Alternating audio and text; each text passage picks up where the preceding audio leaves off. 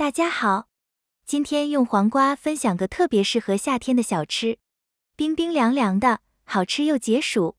详细的做法和比例都会分享给大家。首先准备3根洗净的黄瓜，去头去尾后把皮削下来。相比瓜肉，黄瓜皮维生素含量要更高一些。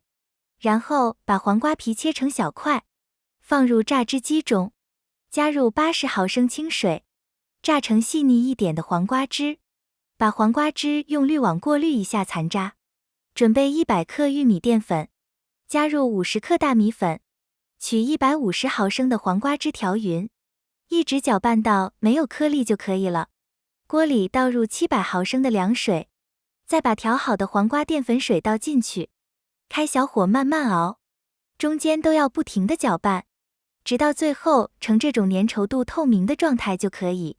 准备一盆凉白开，再准备一个大孔蒸壁，把熬好的淀粉糊倒在蒸壁上，用勺子挤压，落在水里的就是蛙鱼了。